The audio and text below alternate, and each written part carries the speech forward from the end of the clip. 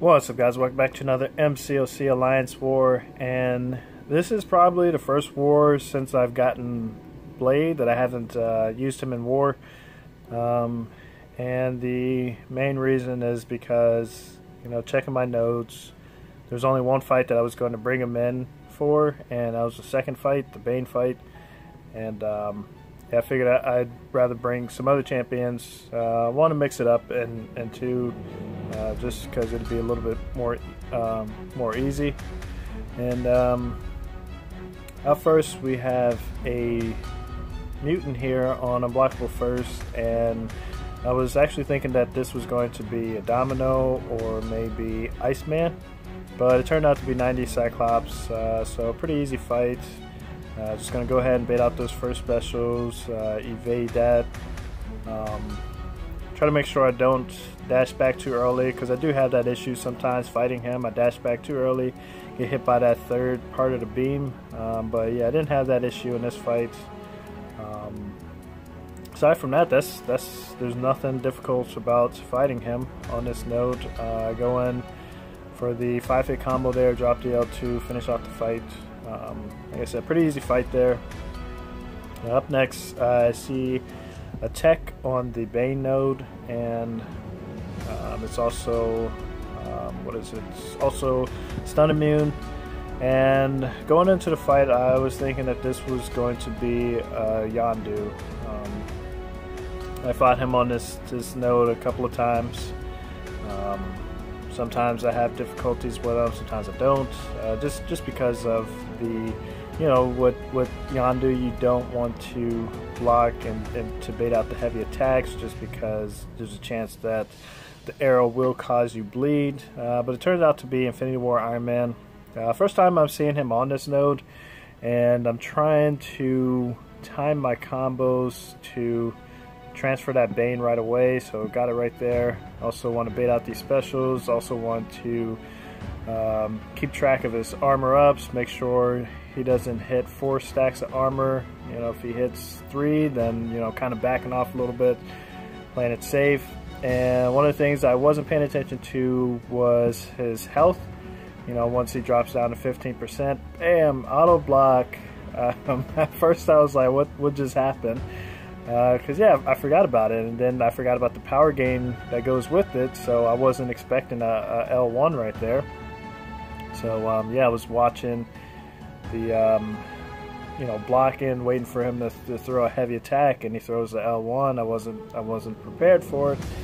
But yeah, I got my composure, dropped 3 heavy attacks there, finished off the fight. So yeah, I got the full attack bonus there. If I would have brought somebody else, I probably would end up dying from there. But luckily, Ultron's regeneration saved me there, and also lucky that I wasn't regenerating when he dropped that L1, because then I would have got the heal block on top of the shock. So yeah, I would end up dying if that would have happened.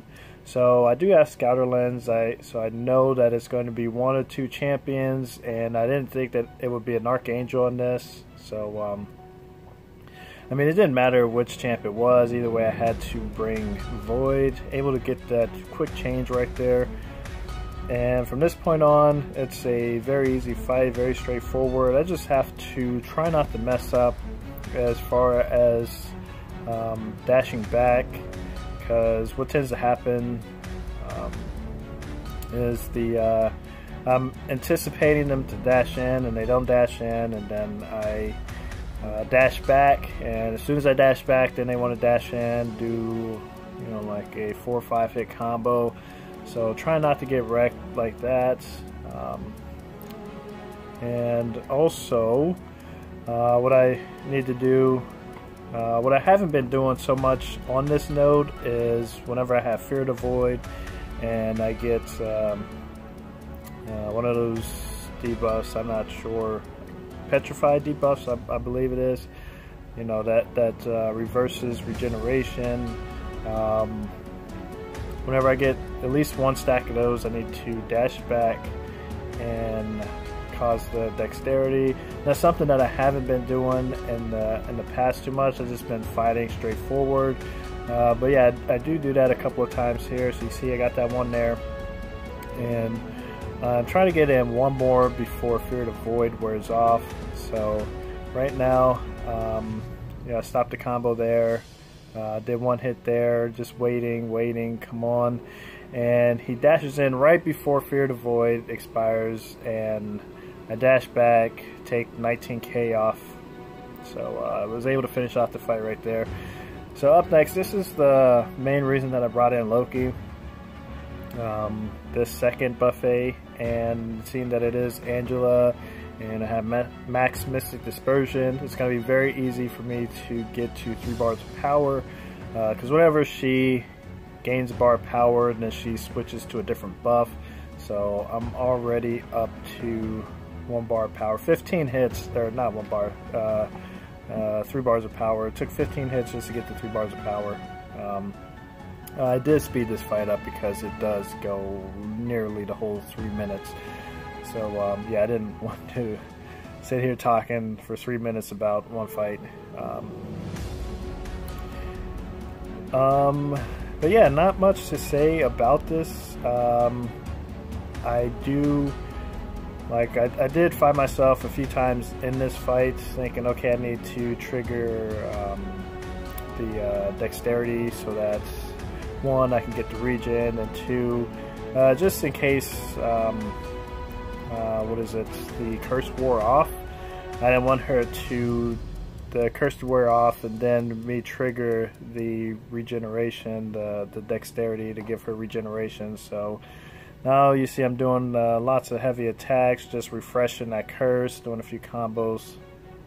Heavy attack there, bait out that special, then drop this L3 right now, and yeah, that's going to be enough to finish off the fight. I wouldn't mind actually pulling a 6-star Loki or awakening my 5-star, because yeah, that'll make the fight a little bit easier. Though at a low signature, I think it might take him like 10 seconds just to gain 1 bar of power, the first bar of power, so not sure how much help that will be, but I mean, it'll help a little bit. Up next, I was actually expecting to see Infinity War Iron Man here, but it turns out to just be OG Iron Man, so a very easy fight.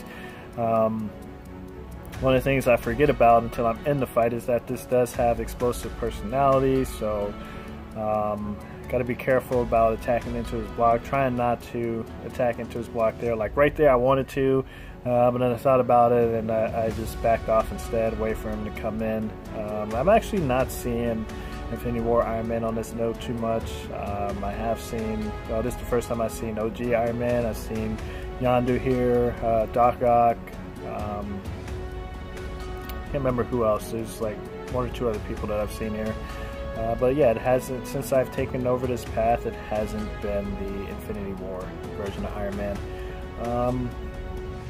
But yeah, very easy fight. Get down to that last 15% and reverse that healing, and you know, down he goes. So up next, this is where I make a very big mistake. I see that it is a mutant, an awakened mutant. I know I should go in here with Void because there's 2 mutants that would cause Loki a lot of trouble, and this being one, the other being Sabretooth. So yeah, but I was looking at the Arc Overload, and I'm like, if I can just keep stealing that Arc Overload, then I can, you know, stay at full health and get through this fight. But yeah, being that it's Domino, she keeps getting lucky, I keep getting unlucky. Yeah, it just doesn't go too well. And I was going to end up timing out, but I ended up getting cornered towards the end of the fight, within the last minute of the fight, and yeah, just do a combo, I think throw my special, go ahead and push it to 3 bars of power, because I know I'm going to die anyway. There's no way that I'm going to be able to finish this fight. I mean, we're already 2 minutes in, and she's still basically at full health, so yeah, there's no way I was going to win that. I should have just quit the fight earlier. So come back in with Void. She's basically at full health. I mean, by the time the Arc Overload is done, she's back to full health. So trying to play this fight really slow, especially when we get around to when she's about to go over a bar of power, just because I need to pay attention to when she becomes lucky, because she has a chance to evade, and when I become unlucky, because if I'm unlucky, then I can't use dexterity and my ability accuracy is reduced. So, you know, there's a good chance that my debuffs aren't going to apply. And yeah, it's not a fun fight. You know, you have to be very, very patient in this fight. Just dropping my L1s whenever she's not lucky, whenever I'm not unlucky. And I think, do I throw one more? I can't remember if I throw one more, if I just hold on to it. Yeah, I'm just going to hold on to it. Going to wait until I get cornered and I'm unlucky, and then when that happens, then I'm just going to go ahead and throw it, just because, like I said, when you're unlucky, you can't use dexterity, and I don't want to be cornered with that. So I'm able to counter most of that regen, but since I don't have any additional debuffs on her, and she has the additional power gain, or not power gain, the additional regen, then yeah, she is getting some health back, but it's not a whole lot. So yeah, I just went unlucky. I fire off the L3, and get myself a little bit of space. And I think here I start getting critical failures. Okay, it's alright, it wasn't there. I think maybe right here. Yeah, I start getting critical failures. I'm guessing maybe one of the masters was failing. It must have been because he doesn't have any proc anything when just doing base attacks. So it must have been one of the masters failing. That's one of the things I really hate about Domino, is that she interacts with so many of your masteries. It's ridiculous. So on to the final fight. I got an unawakened Green Goblin, and he's not as bad when he's not awakened.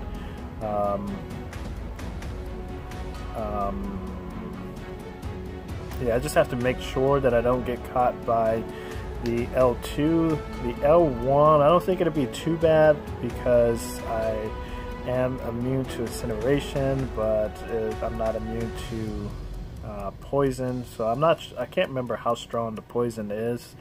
And then same goes with the L3.